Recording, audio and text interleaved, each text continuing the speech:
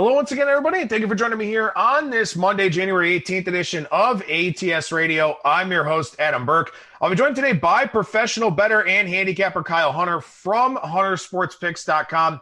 We're going to take a look at the opening numbers here, the early week numbers for the NFC and the AFC championship games, then get into all college basketball for the rest of the show. Got a lot of great thoughts for you. Going to break down some games coming up here this week. Should be a whole lot of fun with a lot of great information here on today's podcast. Speaking of great information, there's a lot of that over at ATS.io. Put up my opening line report for the conference championship weekend in the NFL. Golf preview for the American Express will go up here this afternoon.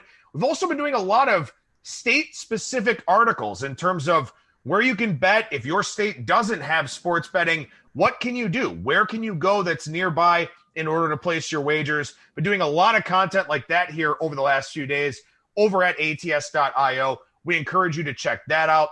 A new round of sportsbook promotions will be coming out here this week. We'll be covering those as well.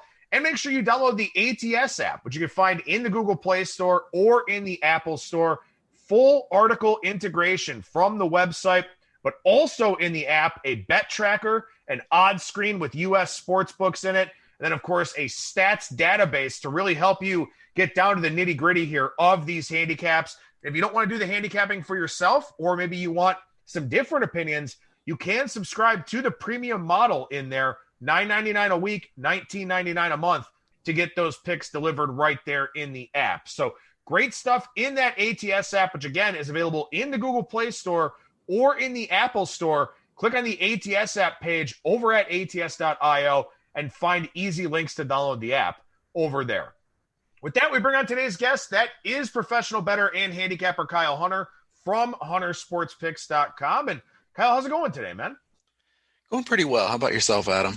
Going pretty well, buddy. I hear you you had some collateral damage last night with a breaking up a fight between your two kids. Good for you, man.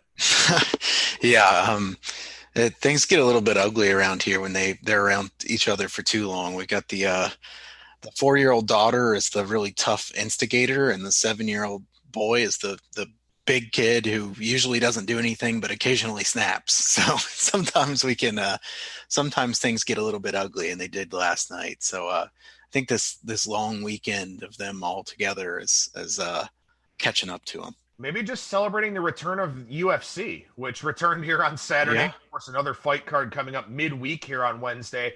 I'll have a preview of that over at ATS.io later today as well. But speaking of physical sports, the NFL, we are down to the Final Four here. The NFC Championship game on Sunday in that 3 o'clock window. AFC Championship game in prime time, starting sometime around 6:45 or so. Battle of the Bays here in the NFC Championship game. Tampa Bay heads up to Green Bay to Lambeau Field to take on Aaron Rodgers and the Packers. Tom Brady's bunch, pretty much a 3.5-point underdog across the U.S. market. There are some 4s out there in the global market. Total of 51 for this one. Kyle, I know that you haven't really dug too deep into these NFL handicaps here so far, but what are your initial thoughts on this Tampa Bay-Green Bay matchup?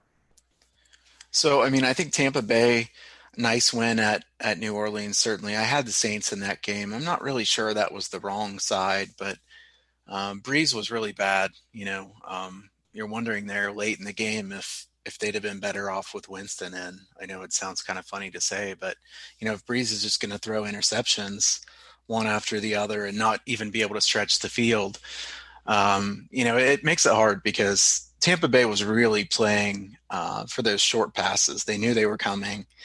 And, after a while, when you only throw the ball 5 or 6 yards every play, a lot of NFL defenses can read those pretty well. And the Saints were struggling to move the ball late in the game. Tampa Bay scored 21 points off those turnovers. I think Tampa Bay's defense was probably better than they've been in a lot of games. They were healthier than they have been. So you have to give their defense credit. And then obviously the offense, they were able to take advantage of those mistakes.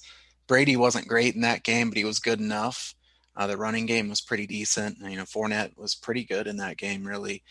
I think Green Bay looked solid there on Saturday against the Rams. I know that the Rams were shorthanded a bit, but the Green Bay offense impressed me quite a bit against the Rams there in that one, because even with Aaron Donald not 100%, that Rams defense is good, and Green Bay moved the ball very easily in that game. So I tend to think that Green Bay is going to get their points in this one against Tampa Bay. So the question is if you think Tampa Bay can score quite a few or not. The total here at 51, my strongest lean here is Green Bay, 3.5 or 4. Certainly want to get to 3.5 if you can, because 4 is a pretty common number in the NFL. So my lean is Green Bay. I don't think I have a lean on the total in that game right now.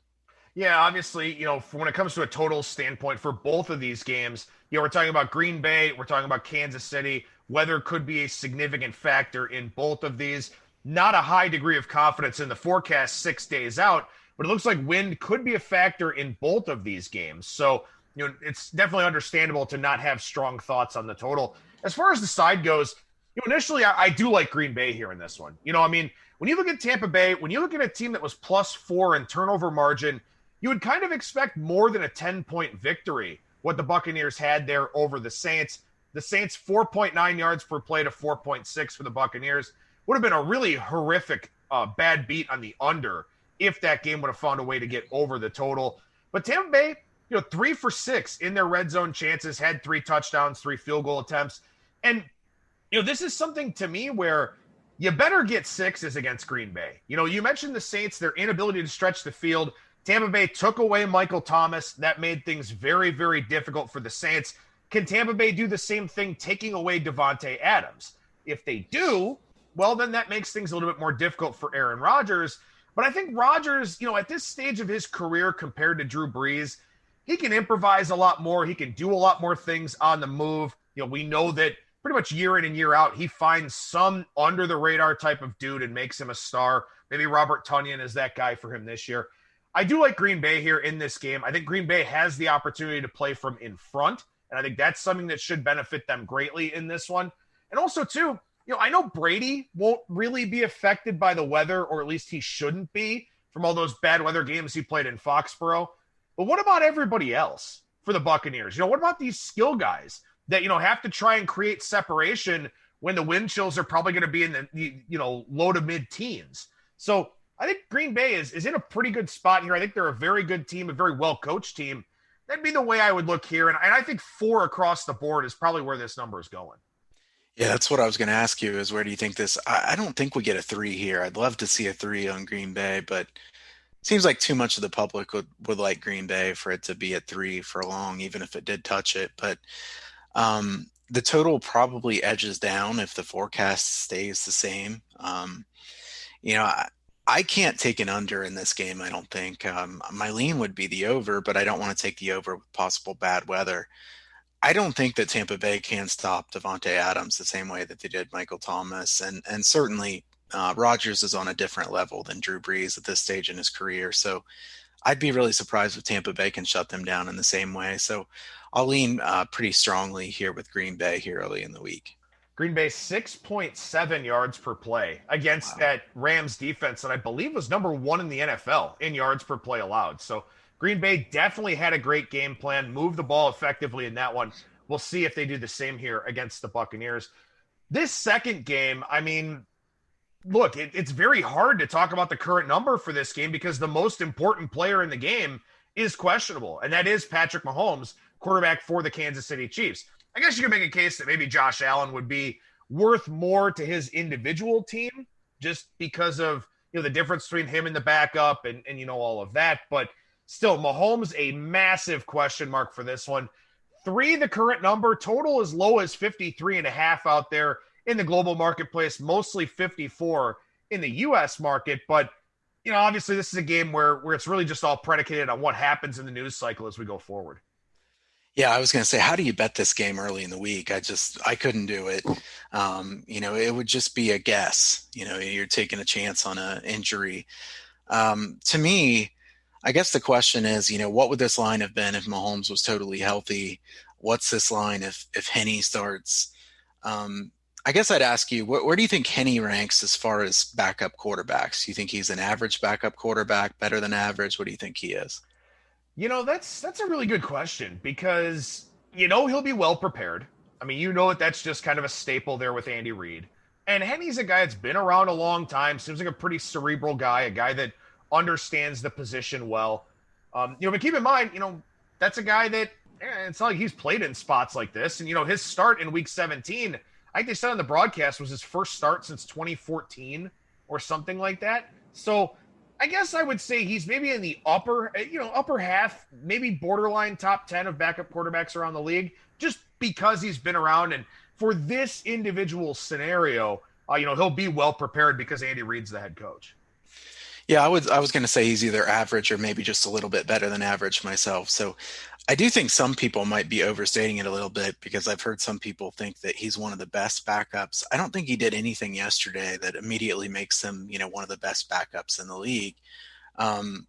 Buffalo's defense is not great. They are better than the Browns defense. The Browns had a great offense. They need to fix the defense, like you tweeted yesterday. I mean, the Browns defense needs to be better. And if they are, they could do some damage. It certainly had a really good season. Buffalo surprisingly only had 4.0 yards per play there against the Ravens the other night. I think it's fair to say that's at least somewhat because they didn't really have to move the ball more than they did. The Ravens really couldn't do very much, and the wind was a factor in that game. I do think that if Mahomes is healthy and there's decent weather in this game, both teams will score quite a few points. So my lean would be to over 54.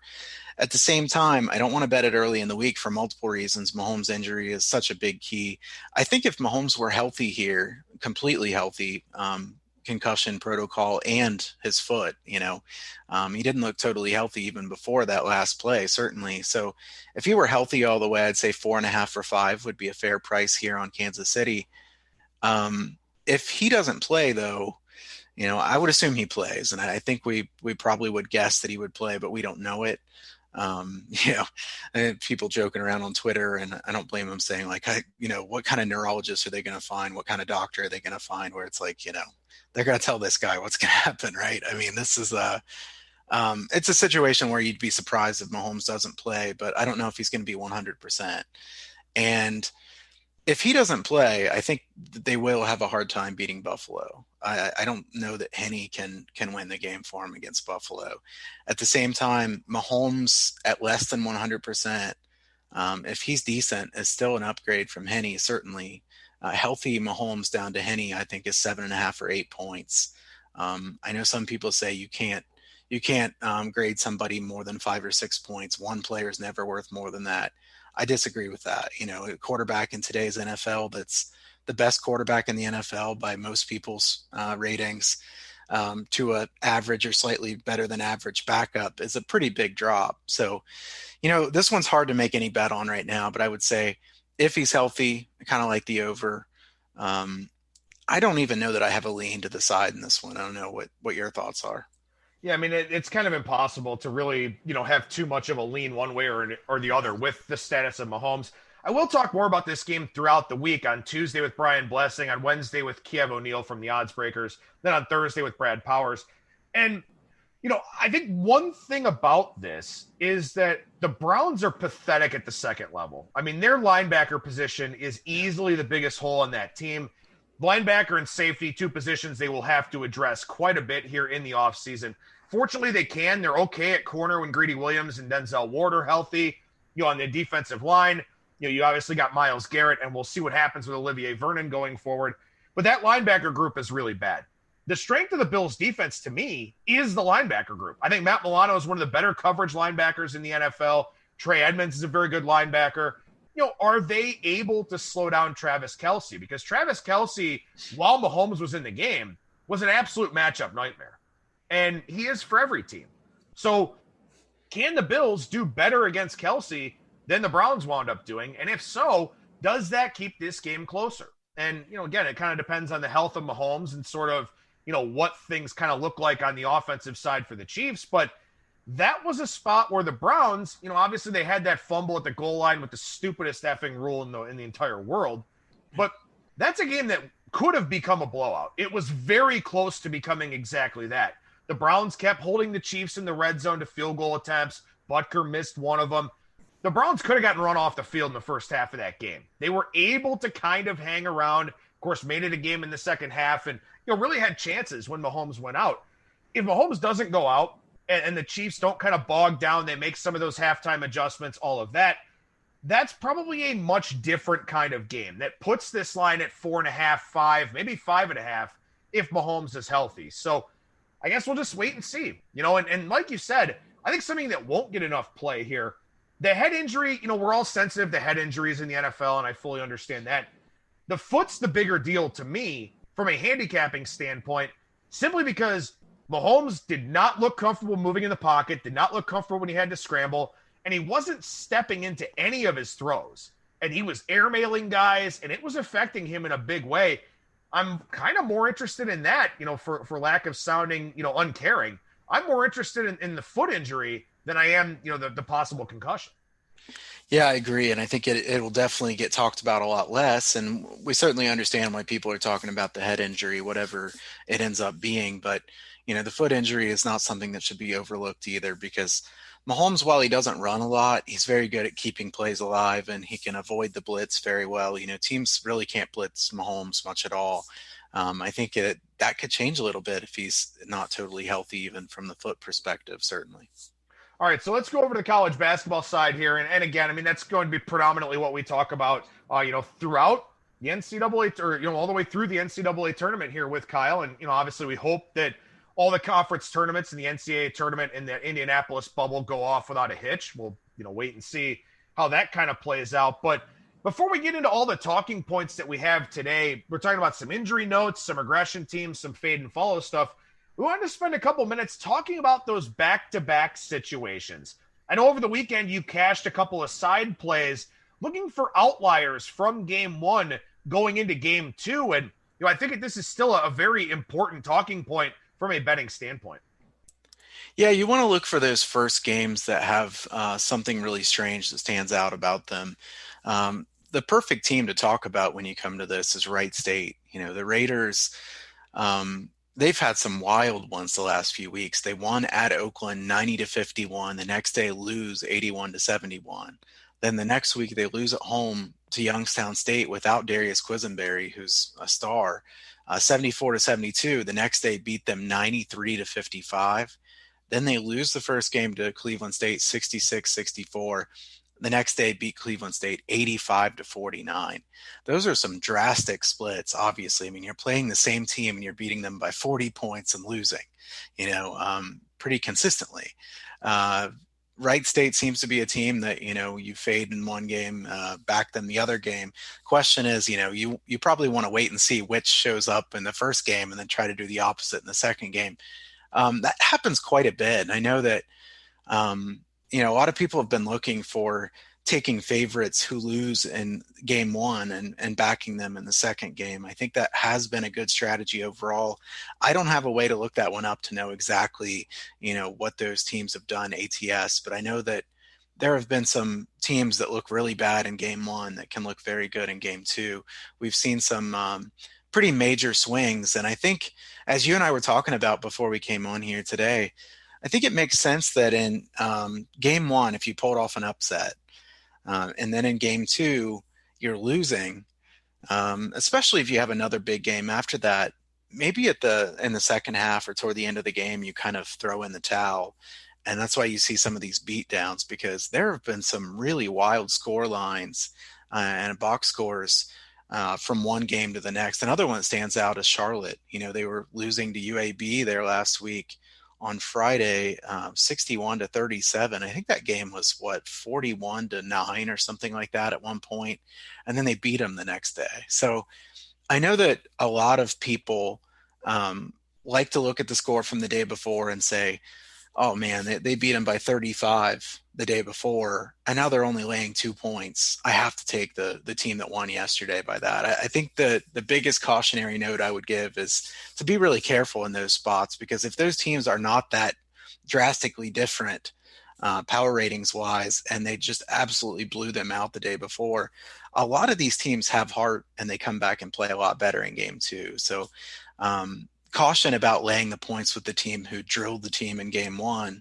And I would lean toward betting the team who lost in game one, especially if you think that there was something that was an outlier that happened in that first game. A really good example from last week is North Dakota and North Dakota State. North Dakota State had 21 free throws on Friday night to North Dakota's 0.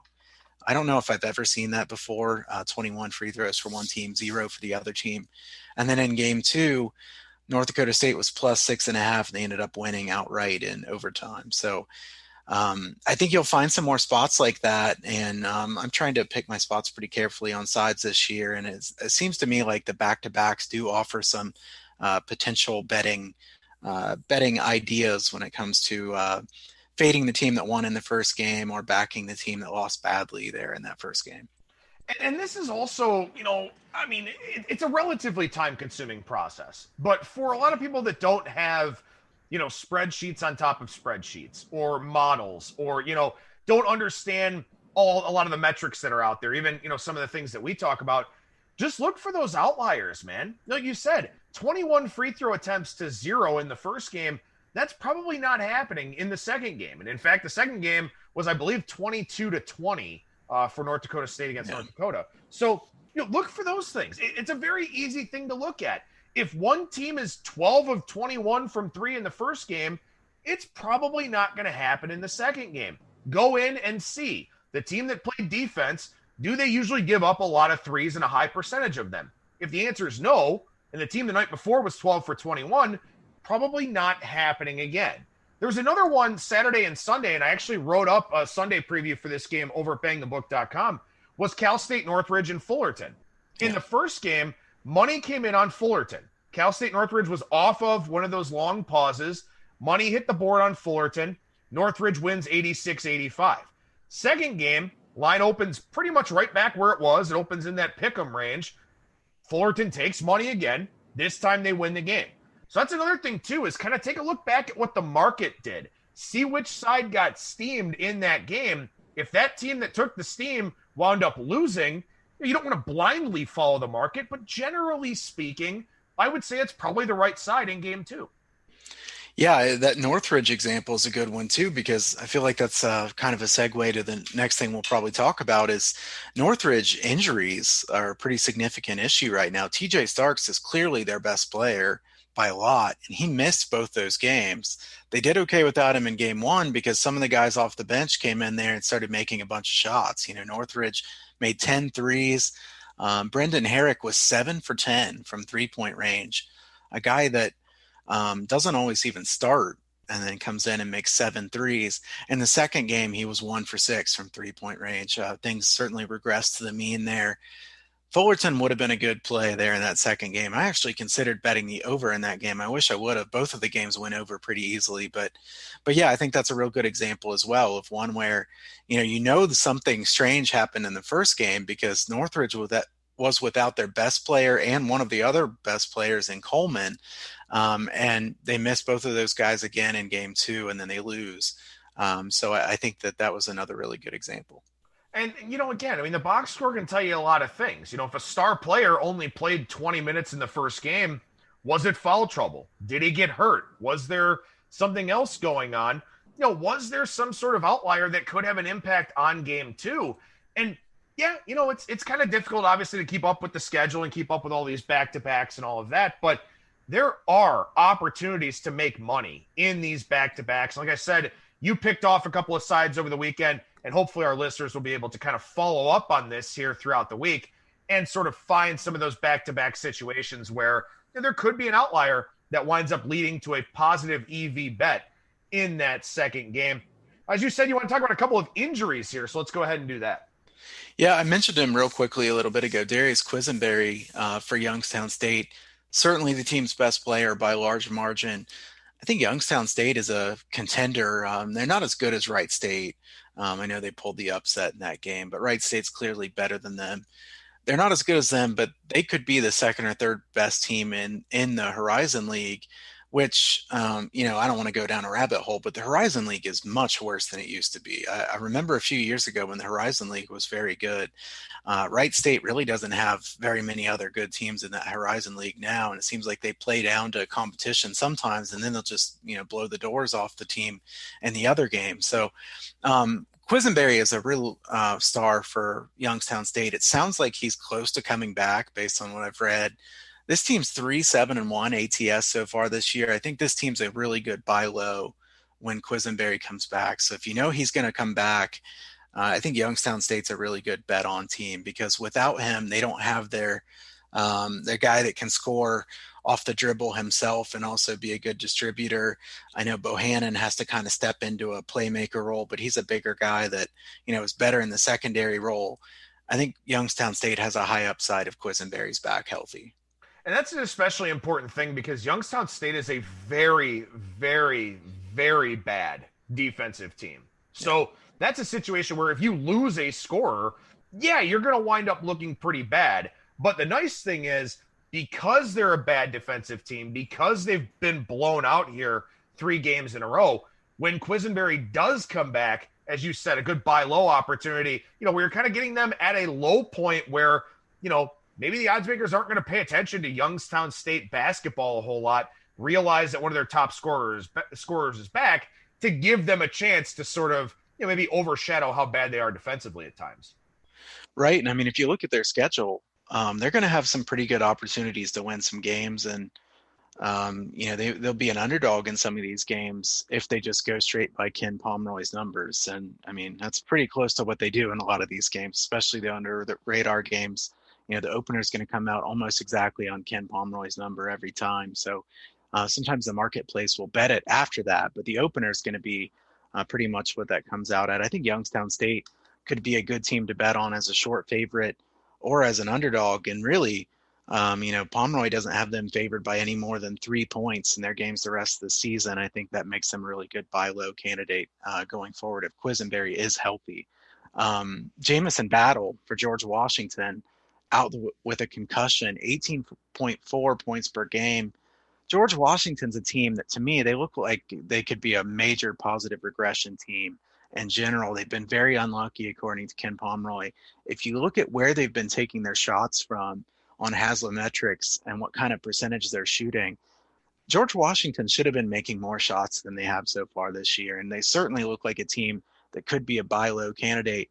Jamison Battle, if he comes back soon, or when he comes back, I think this could be a good team to be taking points with.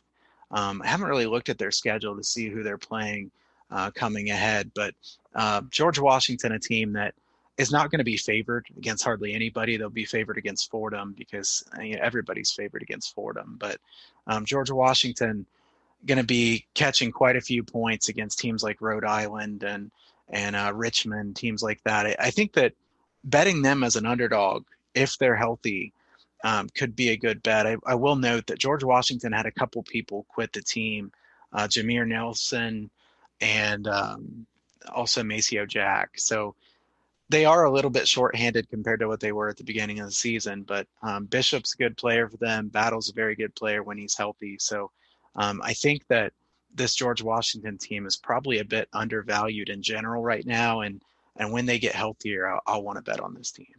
George Washington on the road at Dayton on Wednesday, just lost by 13 at home to Dayton on Sunday. And then they play at Rhode Island coming up here this following Sunday. But then they play George Mason and Fordham. So maybe a couple get right spots, especially if Battle can come back this week, get a couple of games under his belt, or at least a game. And then, of course, they kind of step down in class a little bit.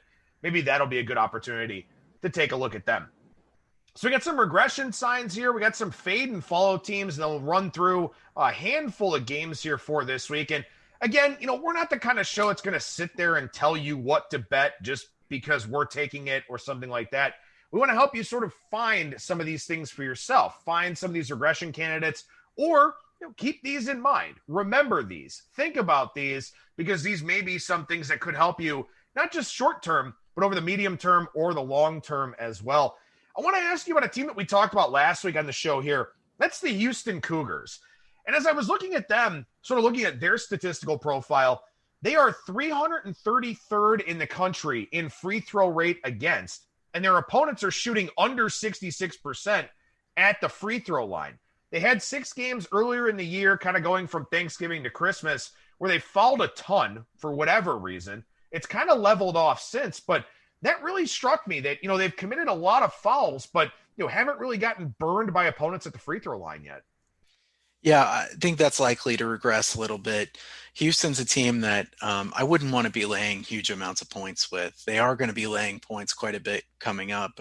Tulsa at home, Cincinnati at home, Tulane on the road.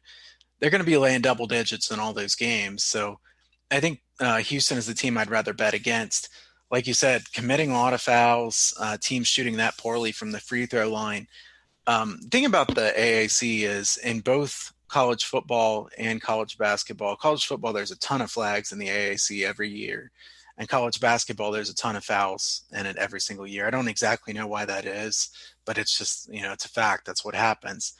If opponents are shooting that poorly from the line, and they are, as you said, 65.6%, and that regresses to the mean, that's a pretty significant bet against sign right there, because Houston is unlikely to be able to have opponents keep shooting that percentage. And when they're putting them on the line that frequently, that could be a pretty big deal, especially when you're laying 15 points. So I think Houston is a very good team. In general, I like Houston as a team. I don't think that they're a team that I'm just anxious to bet against in the long run, but short term here, as that regresses, and I assume it will, because if you go back the last couple of years, Houston has fouled quite a bit in both of those years as well. To be fair, 69.4 and 69% the last couple of years free throws for their opponents. So, the AAC is not great at shooting free throws, but in conference, you would probably expect something like 70%. Right now, they're at 65.6% on the year. And, Houston is going to face some teams that can make some free throws. Houston also, not a great offensive team. They're a very good defensive team. And usually with a team like that that's playing low possession game, they're much better at defense than they are offense. I'd certainly shy away from laying 15 or 16 points. All right, so let's stay on the negative side here and talk about a regression candidate for you. And we go from a pretty high-profile team in Houston to maybe the second most under-the-radar conference. I guess I'd say the MEAC probably number one, and maybe the SWAC number two. Yeah, probably so. And we don't talk SWAC too much on here, but I think this is a pretty good regression candidate. Arkansas Pine Bluff on offense. So this team averaged 0.825 points per possession in SWAC play last year. Now, I shouldn't probably have to tell you, I know some people listening probably don't follow the SWAC too much, but nobody shoots very well in the SWAC. It's a very fast-paced league that there's a lot of turnovers. Teams don't shoot all that well. But 0.825 points per possession was by far worse than the SWAC last year. This year, they're averaging 1.09 points per possession, which is first in the SWAC. Ridiculous amount of free throws so far this year. Their free throw attempts are 59.6% of their overall field goal attempts. So the free throw to field goal attempts is 59.6 on Ken Pomeroy. Over 37% from three-point range. There's no way that can continue. I think they're below 25% last year. So they have one player back, Doss, who wasn't there last year. They're a little bit better on offense than they were a year ago. But Pine Bluff, no way that they can keep playing the way they have here. Their turnover rate is far too low compared to what it's been the last few seasons as well. So this is a team that's going to have lower scoring games. I'd like to either bet against them or bet some unders in their games. It's a shame we didn't do this segment before Saturday's game for Pine Bluff. They lost 88-53. They scored 27 of their 53 points at the free throw line. They were 27 of 36. They were 12 for 46 from the floor. They were 4 of 18 in the mid-range, 6 for 21 at the rim. So that speaks to how bad of an offensive team this actually is. And, unless that ridiculous parade to the free throw line continues, this is definitely a good regression candidate. I like that one quite a bit. Yeah, that's what I was going to say that myself, is we should have done this on Friday, because that would have been the perfect one to talk about. But, Southern is a decent defensive team there in the SWAC, and Pine Bluff had put up a huge number on Mississippi Valley State and Alabama State, who are probably the two worst teams in that league, I would say. And then Pine Bluff plays a decent team in Southern and gets blown away.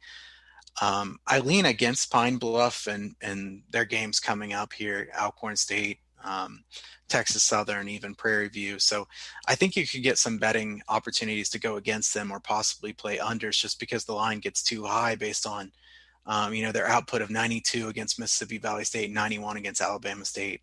That shouldn't continue. All right, so we got a positive regression candidate here, and we're going to go well under the radar once again, which – that's kind of our thing here, I think. on this show. If you want to know about the SWAC and the Southland and the MEAC, this is the place to do it as we do actually go here to the Southland Conference. Yeah, and I mean, just real quick, I'll say that I think most people who listen to this show have realized it over time. Some people who are newer, maybe we should echo what we've said before. Look, the money spends the same whether you bet a game in the Southland or the SWAC as the Big Ten or the ACC.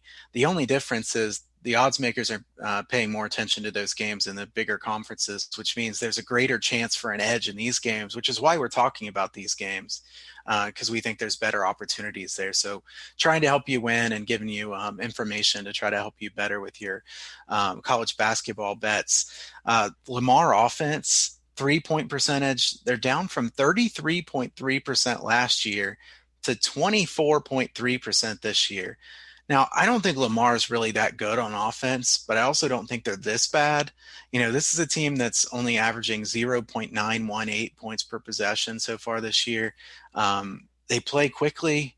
If they actually start making some shots, they're going to have some high-scoring games. So we've seen the last couple games, and I watch the market really closely.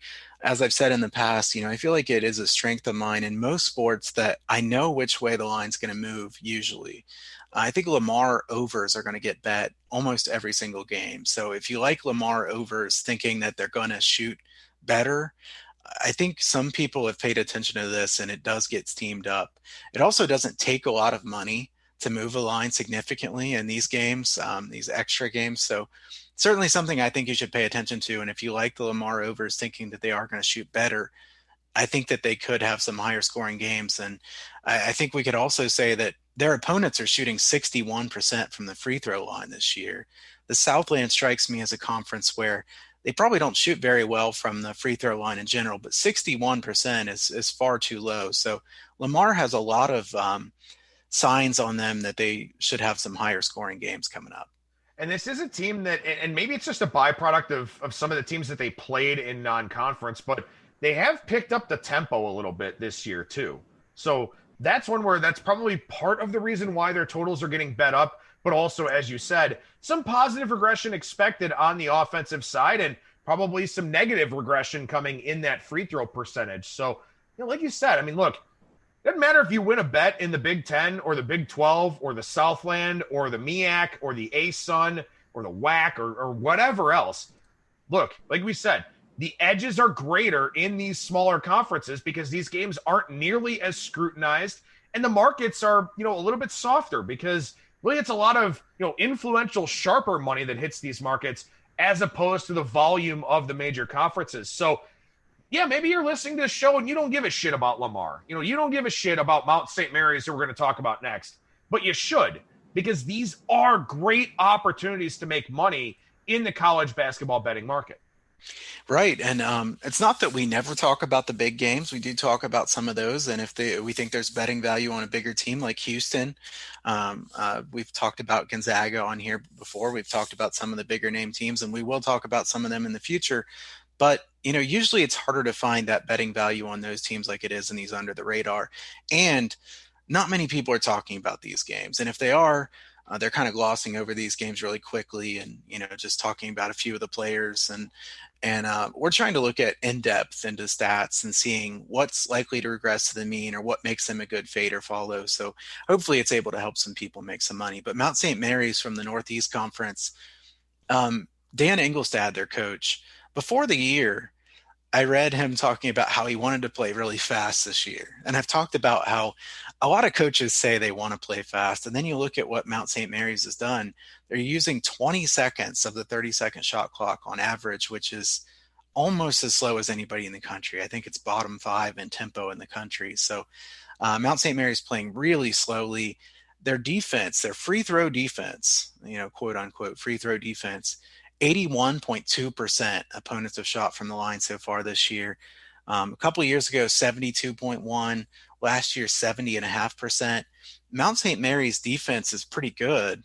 And the only reason that they've given up a decent amount of points in several of these games is opponents are just burying free throws here.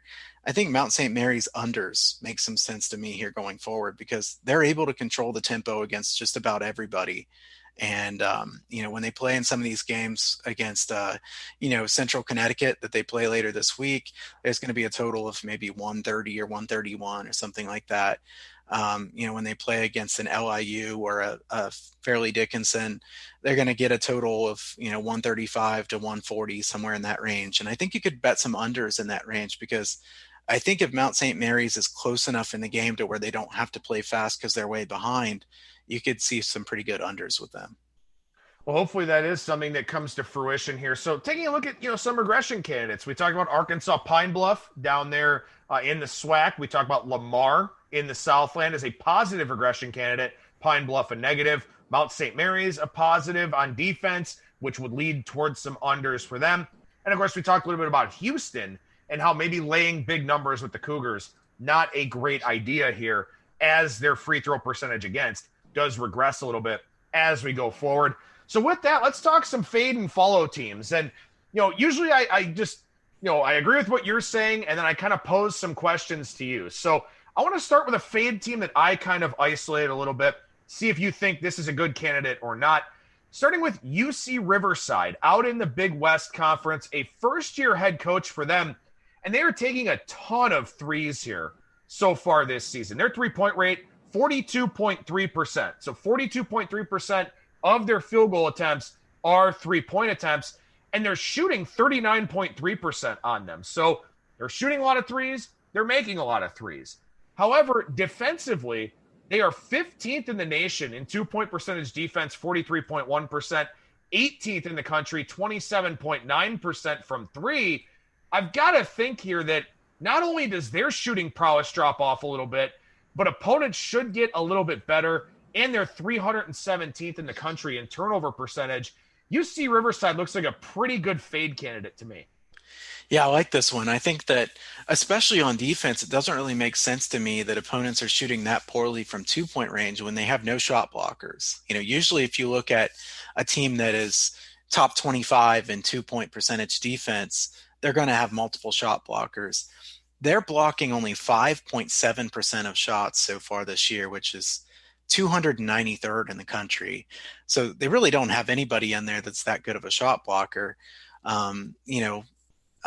Perry, the big guy for them, is a good offensive player, the St. Mary's transfer, Jock Perry, but he is not a shot blocker. He's a good rebounder, but he's not a shot blocker.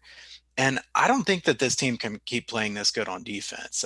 Offensively, I don't know if they can shoot that from three. I mean, that seems awfully high to me too. And when you're shooting that many threes, like you said, you would think that, if you go from 39% down to 35 or 36%, that's going to cost you several covers, right? And then, if you're shooting only 60.6% from the free throw line, I can kind of assume that you're probably not going to shoot 40% from three all year. So I like this one, and actually think, just real quickly, they play Bakersfield here on Friday and Saturday in that back-to-back. I like Bakersfield as a team to back here this year. The question is, do you want to bet Bakersfield in the spot coming back from Hawaii, where they just won 2 games in a row at Hawaii, really impressive games?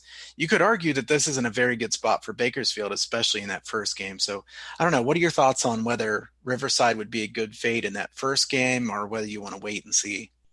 I mean, I think I'd be comfortable fading them, really in both games. I think fading them in the first game makes some sense, kind of given, what we've seen here. Also, coming back from Hawaii, but not playing from Sunday or from Saturday to Friday, I think they're kind of in an okay spot. And it does feel like, in the 6 conference games here that Bakersfield's played so far, lost by a point on the road at Long Beach State in the first one, and they've won 5 straight, 4 of them by double digits. So maybe Bakersfield kind of rounding into form. And as you said, I remember you talking about them when we talked about teams that changed conferences as a team that you wanted to play on. And maybe this is just a convergence here of these two ideas. So I don't know if it's a premium look ahead, but I do think Friday Bakersfield over Riverside's probably a pretty good look.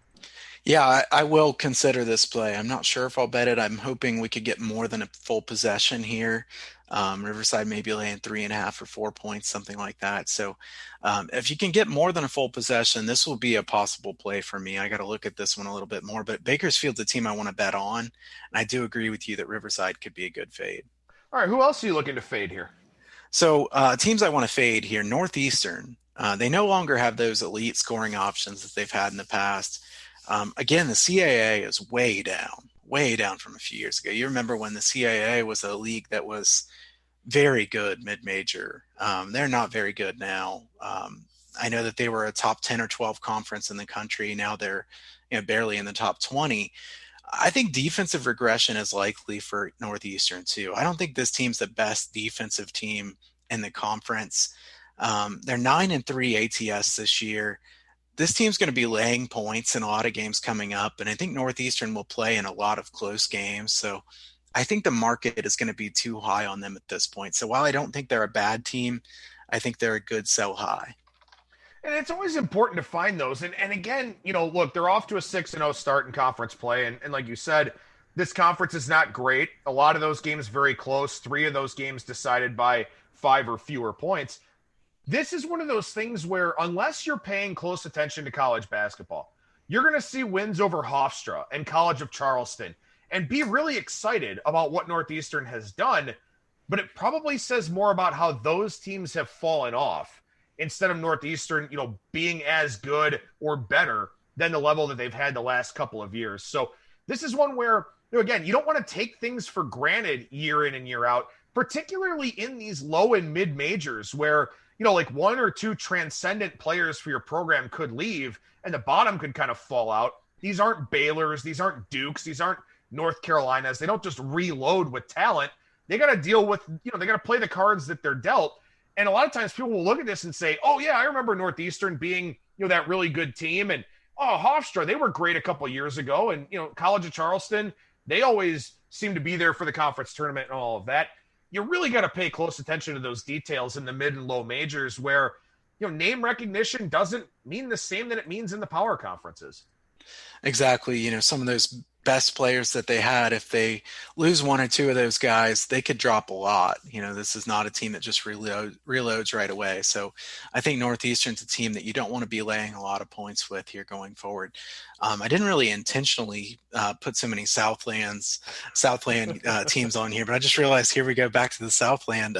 Sam Houston State, 8-3 ATS. I think they're a quality team, but they're overvalued at this point. 1.147 points per possession in league play. They're not going to keep that up. This is a team that last year offensively averaged 1.03 points per possession in the Southland. I don't think this is a very good offensive team. They are really doing well so far. They're 5-0 in the Southland. I'm looking to see when they play. Okay, so they play Stephen F. Austin on the 31st. We'll revisit this one when it comes to that, but I think Stephen F. Austin's a good play in that game. I continue to think that Stephen F. Austin is better than what odds makers have them rated at right now.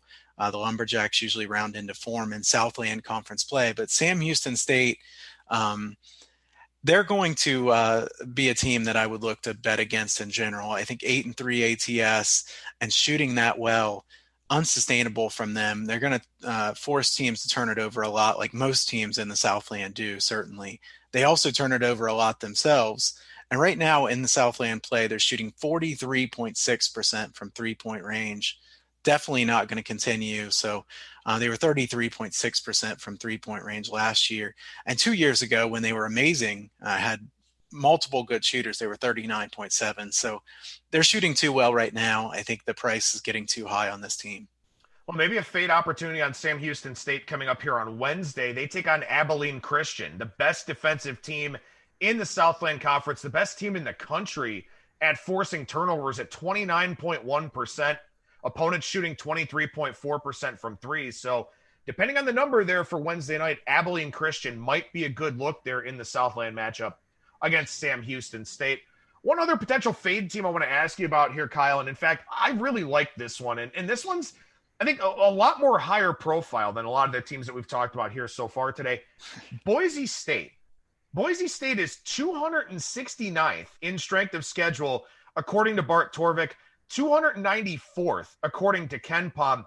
They lost their opening game, but they've won 12 straight since. They lost the opener to Houston by 10. They've won 12 in a row since, but they've only beaten one team in the top 190, according to Torvik, and that's BYU. They won 74-70 on the road back on December 9th. Coming up here, Boise State faces Fresno State, who's just outside the top 190. But then the rest of their conference play schedule, Colorado State, Nevada, UNLV, Utah State, San Diego State, all in those, back-to-back sort of situations with a day off in between. I feel like Boise State is going to be inflated too much based on their performance so far, as their strength of schedule is really going to step up quite a bit here going forward. Yeah, I like Boise State as a team, so I'm a bit hesitant to say I just want to bet against them, because I think with adding in Marcus Shaver, and if Emmanuel Acott is healthy, I know he's missed the last 3 or 4 games for them. I think Boise State does have a high upside.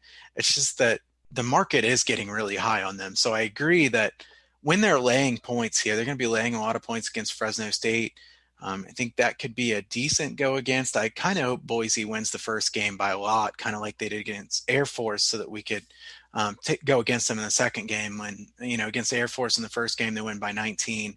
Second game, they win by 11, don't cover the spread. They were behind at halftime in that second game. So I think I'm hoping for something like that to happen.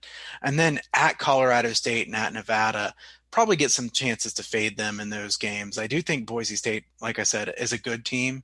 It's just that you are right that, they're a big step up in class coming, and Boise State is a team that's 12-1. They've won 12 straight games. They've really only played, one team that's good that they've beaten, and that's BYU on the road. That was a nice win. Other than that, no impressive wins on their schedule, and some really big blowouts against teams that aren't good at all. All right, so we go from the negative to the positive here, and I think it's important to talk about some positives, because we really haven't done too much of that on today's show as far as college basketball side goes. I want to start with a follow team here, and in fact, they play tonight, so maybe this is a good opportunity to back St. Joseph's. St. Joseph has only played 2 teams outside the top 80, according to Torvik. They lost to Drexel by 4, beat Albany by 3. They take on LaSalle tonight, and I wonder if this is a play-on spot, because St. Joe's, according to Torvik, has played the 4th hardest schedule in the country and the 5th, according to KenPom. Now they're playing a LaSalle team tonight that's much more on their level. Yeah, St. Joe's, I think, is a team that would be a good team to bet on in the long run. This could have easily been one we talk about in the injury spot. Ryan Daly has been out for several games in a row for them. And honestly, they've actually played pretty decent without him. They lost a close game to Rhode Island without him in overtime on the road. They beat Albany at home. They lost not that badly against Davidson. 14 points isn't terrible against them. And like you said, they're stepping down in class. If Daly plays in any of these games coming up, I think they're a really good bet on team. If he doesn't play, I lean toward betting them. He certainly means a lot to their offense. This is a guy that, is their best player, is their best scorer, certainly. So he didn't shoot it well before he got injured this year, but I think that he would really help this team quite a bit. And the way that they play extremely fast, and they're not very good on defense, they do need some good scorers. So St. Joe's is a team that I kind of lean toward betting without him. And if he comes back, I really do want to bet on them. LaSalle tonight, and then 2 with George Mason on the road on Wednesday and then at home on Saturday. So maybe they get Daly back and maybe some good opportunities there to back St. Joseph's. Who are you looking to back here? And is this a short-term look or a long-term look? So we haven't given the Big Sky any love lately. I don't even know if we've talked about them the last couple shows, and I like the Big Sky quite a bit. So let's talk Big Sky for a minute. Montana, a team that's 2-8 ATS so far this year. They've been pretty unlucky if you look at the stats. Montana just lost at home to Northern Arizona, and Northern Arizona is really bad. So I know it'd be easy to say, wow, they just lost to them. What do you want to bet on them for? If you look at their games coming up, they're playing Sacramento State later this week. They're not a good team at all. I'm not saying Montana's necessarily going to win those games, but they certainly have opportunities. They play Portland State coming up before long. Weber State's not the team that they used to be. They still have Idaho on the schedule. Montana is a good defense still. I'd say they're probably one of the top 2 or 3 defenses in that league. The problem has been their shooting has been pretty weak, especially from 2-point range. Honestly, this is a team that doesn't make very much sense when you look at their profile.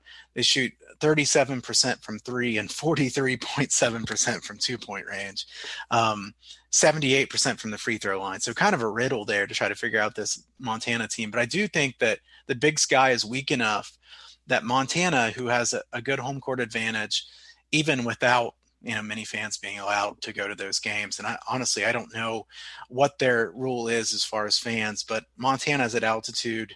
They're going to have a good home court advantage. This is a team that I still think is pretty well coached, and you're not going to be laying a big price with them like you used to in the past. Usually you'd be laying 9 or 10 points with them. Now it's going to be, Montana -1 or 2 against some of these decent teams. And I think that they could be a good bet in some of those games. All right, so let's take a look at some games here for this week. And one thing I wanted to ask you about here is with Bart Torvik's list, and again, we love Torvik. We love the tables. Everything's color-coded. It's very, very easy to see. There are 3 teams in Torvik's top 49 that are outside of the top 100 in adjusted defensive efficiency. One is Iowa, one is LSU, and the other is UCLA. And with that, we take a look at a very high-profile game here on Tuesday night between Alabama and LSU. So LSU, a very strong team, an incredible offensive profile, but they are outside of the top 100 in terms of adjusted defensive efficiency. So my question here is, in a game against Alabama, expected to be played to a very high-scoring number, is that something that comes back to bite the Tigers here? I don't think LSU is really that good. The SEC is not very good in basketball. This is not college football. We're talking about a conference that's really not very good. Alabama is really well coached. So I don't want to bet against Alabama. Bama does have some injuries. Jordan Bruner's out with a knee injury.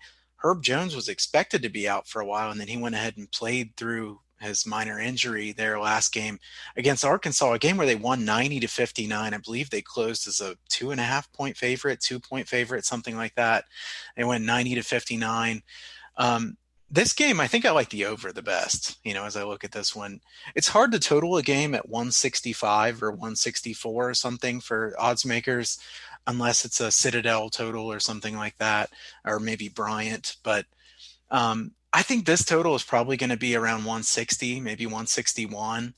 Last year's games between these two teams were played at a very fast pace, 166 and 170 points. So I think they've proven that they can do it before. Alabama's playing really fast again this year. LSU playing, a little bit faster than they did last year, at least on offense. And offensively, LSU is 5th in efficiency in the country. Alabama's 21st. These two teams can both score. If you see a game that's probably going to be 76, 77 possessions, it's pretty easy to see that this could be a high-scoring game. My lean in this one is Alabama, and I do think that LSU could be a good fade here going forward. Will Wade's teams have not been good on defense. The thing that's also a really big problem for them, they give up a lot of second chance points. And I don't like teams that give a lot of second chances. We've talked about before that rebounding margin is very important when it comes to against the spread betting. So I think that LSU could be a good fade here going forward.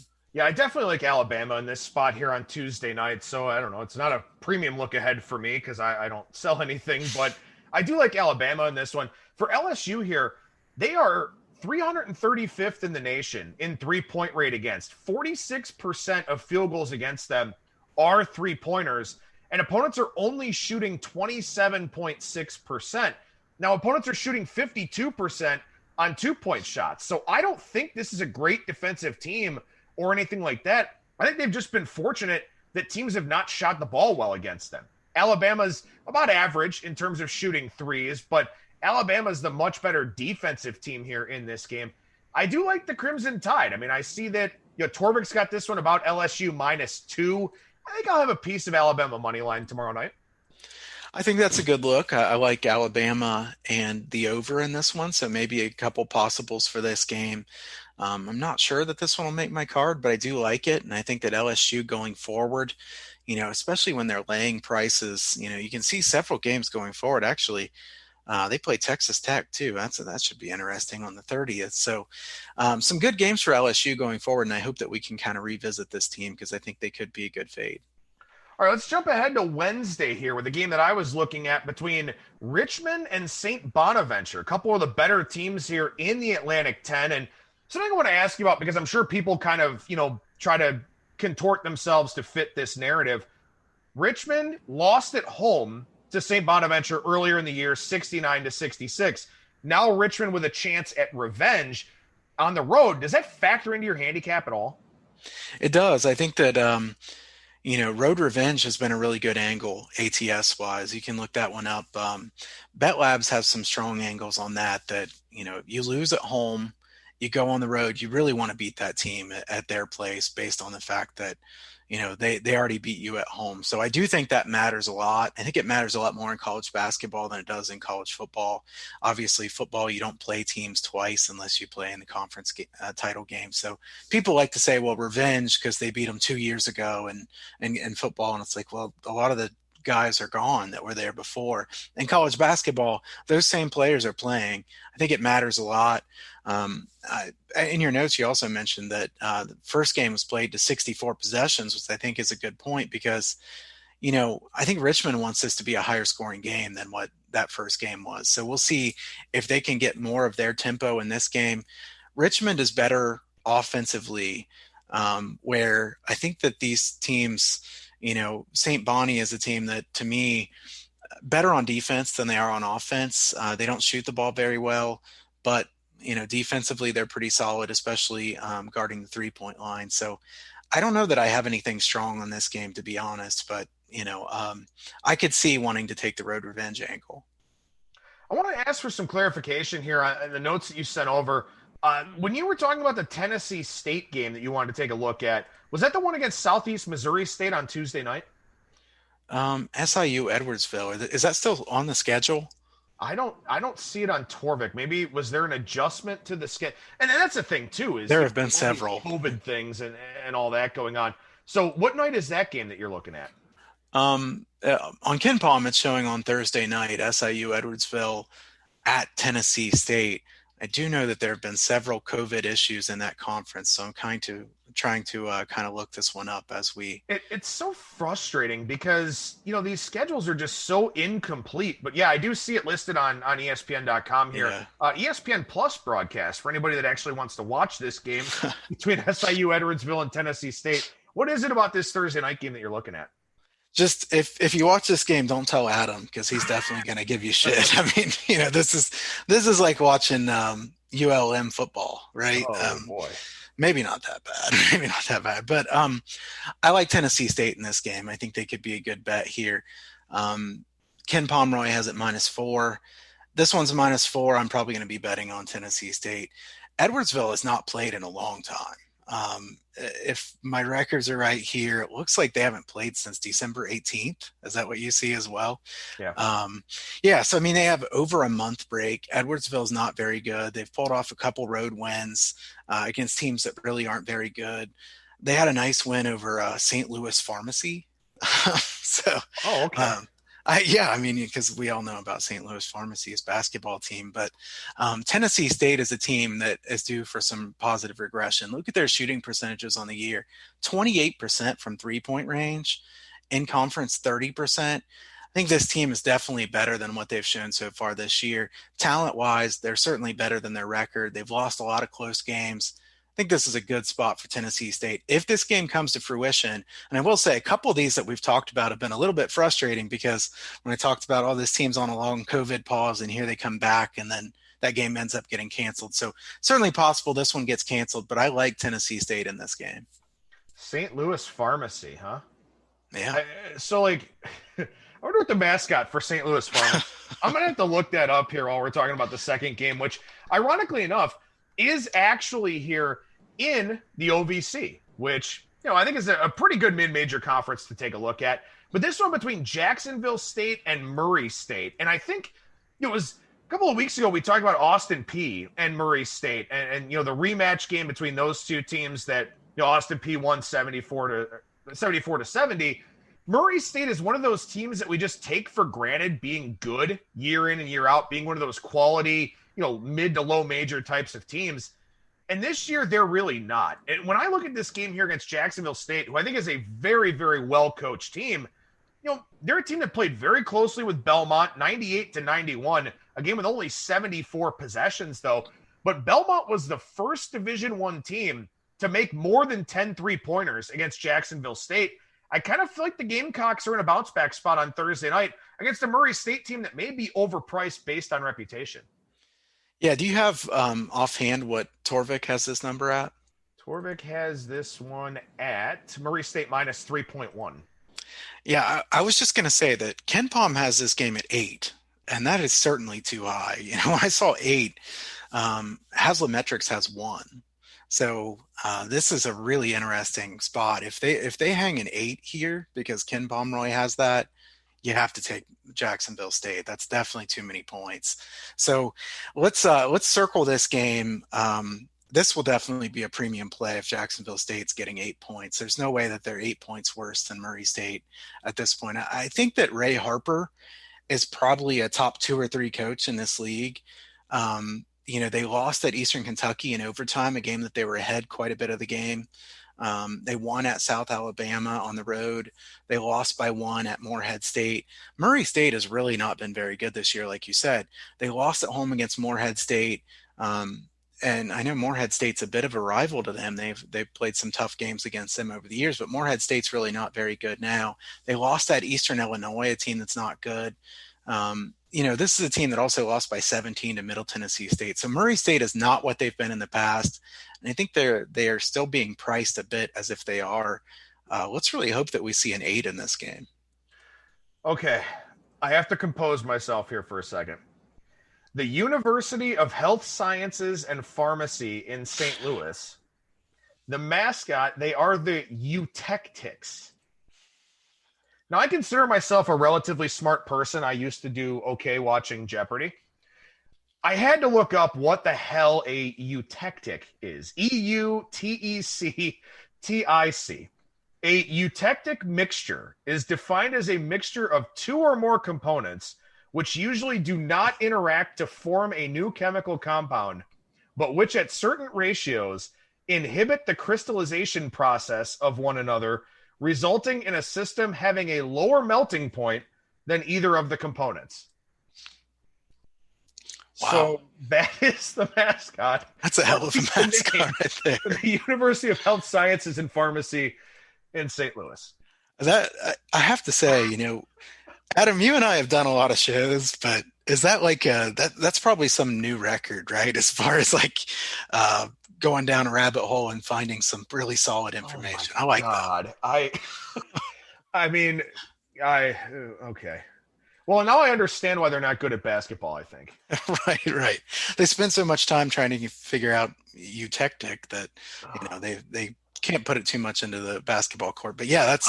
I just read the definition. I don't even know what the hell I was talking about. I was going to say, I still don't really know either, but I do know that that's not exactly a great mascot. And at the same time, if you're trying to figure out a mascot for that school, you have a tough job. So you have to be fair to the person that decides who the mascot is for a team like that. But yeah, that one's next level as far as finding something really solid that nobody would have known. If somebody knew that before now, I think you should contact us on Twitter or something, because I can't imagine. I mean, I've never heard of anything like that, especially that being their mascot. But that's solid info. I like that. So apparently their mascot's name is Morty, and he wears a lab coat. He kind of looks like a smart version of the Wichita State Shocker mascot. Okay. Oh man. Okay.